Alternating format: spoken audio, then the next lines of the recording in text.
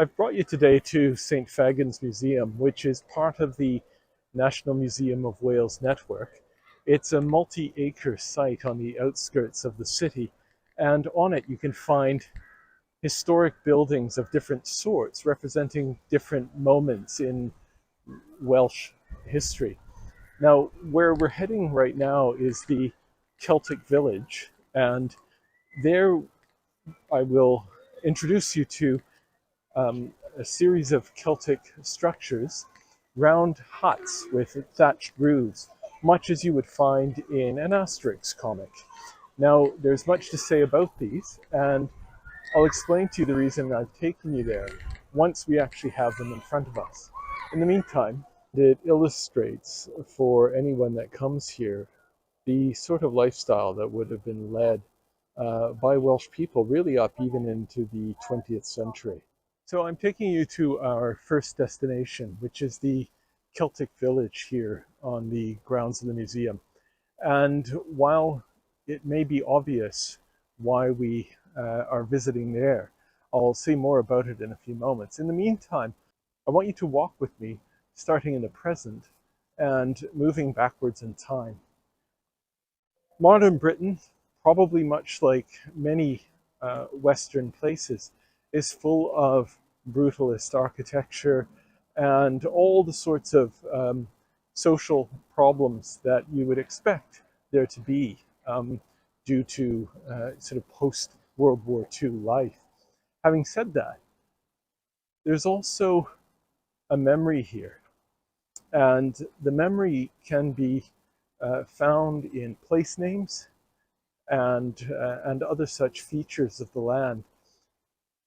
You can hardly, I've said this before actually, but you can hardly ride your bicycle for more than a few kilometers before you find yourself passing by either a holy well or some other ancient site, evident either in the building itself or in the remains of some building that had once been there.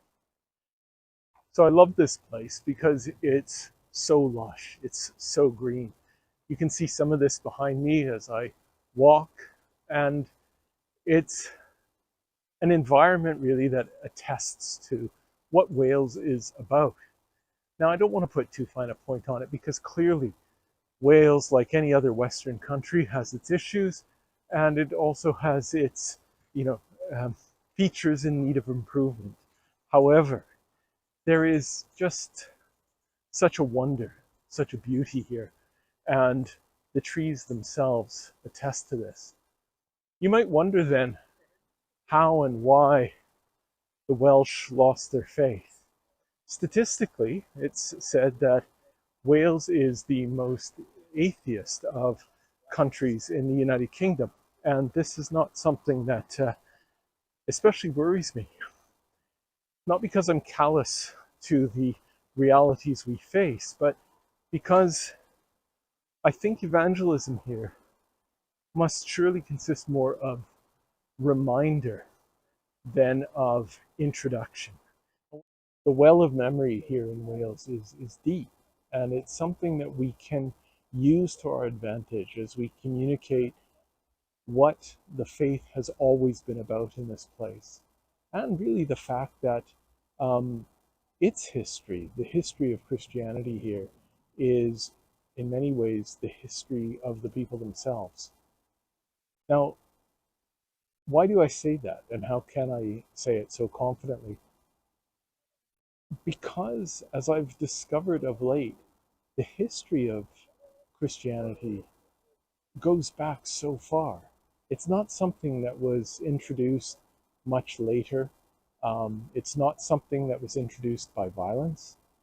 The history of Christianity in Wales not only precedes the Great Schism, but actually goes right back, even some might say, to the 1st century. So we're talking about a matter of decades after the death, resurrection, and ascension of our Lord. What truth is there in such a story? Well, we've talked in recent times about the significance of Glastonbury and about the visit of St. Joseph of Arimathea to England after the ascension of Jesus. But perhaps more concretely, there is also the story of St. Aristobulus. Now, St. Aristobulus was called the first bishop of Britain. He was said to have established a church in these lands. And to what degree that's uh, factual, we don't know for sure. But I would say it doesn't matter. It's not, though, unrealistic because the network between Britain and the continent, Britain and even the ancient Near East, has been proven and documented time and time again.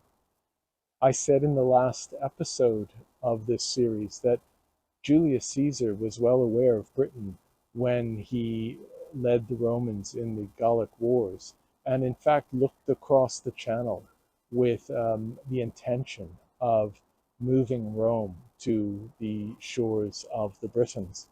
Well, this may not have happened under Caesar, but within 50 years it did happen. And so by AD 47, Britain, or a large part of what is today England, was under Roman control. This is incredible. It's incredible because it means that the network was open for the transmission of Christianity. But, and this is where the story gets interesting, the Christianity that arrived on these shores is not necessarily the same Christianity as was borne by the Roman soldiery. People often talk about Celtic Christianity, and I know quite rightly that makes some scholars' skin crawl because it can be over-romanticized. The thing is, there was a Christianity here independent of Roman influence, and it was a Christianity that has been shown to us through archaeological evidence as well as documentary evidence, was influenced by Egyptian monasticism and other Greek influence. Some weeks ago now, I had the privilege of going with Father Andrew Stephen Damick down to Tintagel in Cornwall. And on the beaches around Tintagel, there have been discoveries of Byzantine artifacts. And these Byzantine artifacts, we presume, were used either in trade or were lost at the time of trade with the Celtic tribal peoples that inhabited that area in exchange for their tin. Tin was something that was mined and produced here in Britain, extending back even as far as the Phoenicians and the Greeks. So there was a network, and we can believe that someone like St. Aristobulus came from the Near East to the shores of Britain and established a church on the basis that Britain was not only known, it was a serious feature on the landscape of Mediterranean culture. The question is, what was the environment like to which these early Christians came? Well, we're looking at it. If you haven't seen what I'm showing you now, it means that you had a deprived childhood. Now, I say that lightly. All I mean is that you must not have had Asterix comics at your disposal. Asterix is, of course, a cartoon character that holds the Romans off as they continually try to take over his Gallic village. And the huts in the story are almost identical to the one that you see behind me. Now, this is also the kind of hut that would have been common for the Celtic tribal peoples across the land, really from probably 500 BC even until the 2nd century AD. This is important because it gives you a sense for the environment into which the first Christians came when they arrived in Britain, either by way of trade or by way of conquest.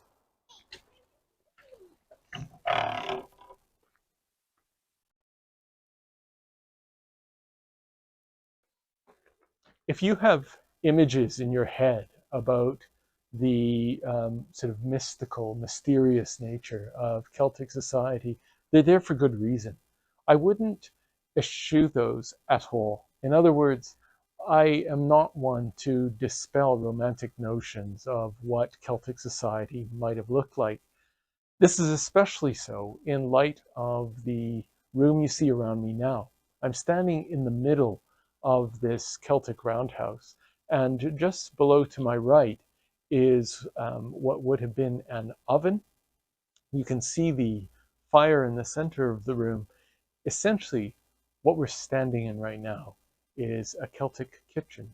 And this is a room that would have served people over the course of about 600, if not more, years. It's also the sort of place in which a meal might have been prepared for St. Aristobulus, or later St. Fagin, after whom this museum is named.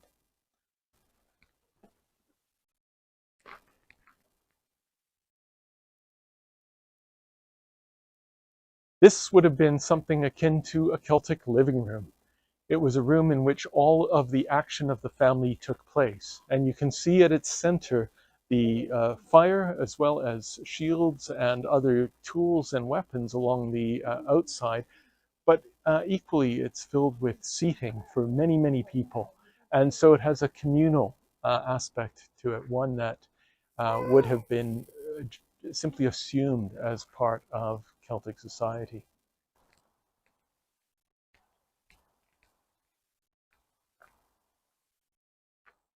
So I mentioned that this is St. Fagin's museum, and it's most apropos that we should enjoy the sight of these Celtic huts. This is because St. Fagin is one of those figures that would have encountered this upon his arrival here in Britain in the mid to late 2nd century. The story goes like this. King Lucius was a British king, a king based somewhere here in Wales, and he had heard good stories of Christianity and what Christians were doing um, far east of his home. He wanted to know more about this, and so he wrote to Pope Eleutherius. Pope Eleutherius, in response, sent two missionaries. One of these missionaries was Saint Deruvian, and the other of these two missionaries was Saint Fagin. So in that respect, they are early apostles of Britain. Very little beyond that is known about them, although we do have churches in South Wales to this day named for St. Fagin at least. But the fact that this museum bears his name is yet one more example of how the memory has not entirely faded from the Welsh consciousness. And it is something that we are able to draw on as we seek to manifest Orthodox Christianity in this place today. Having said that, they're just two missionaries, and their interaction then with King Lucius and their conversion of him meant that the seeds had been planted for further work. Two successors to these missionaries would have been precisely the saints that we talked about in the episode that was filmed at Caerleon. Saints Julius and Aaron. Aaron in particular, the name suggests that he was not a Roman, but was rather a native Silurian, one of the tribal peoples of South Wales. And that he bore that name suggests that he had inherited a form of Christianity that was that drew deeply on the Old Testament and also deeply from the East. So we're building a picture.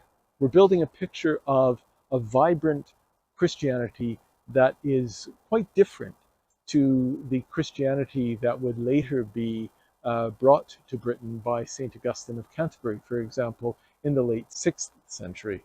But It is Christianity that is distinctly Welsh and most distinctly Orthodox.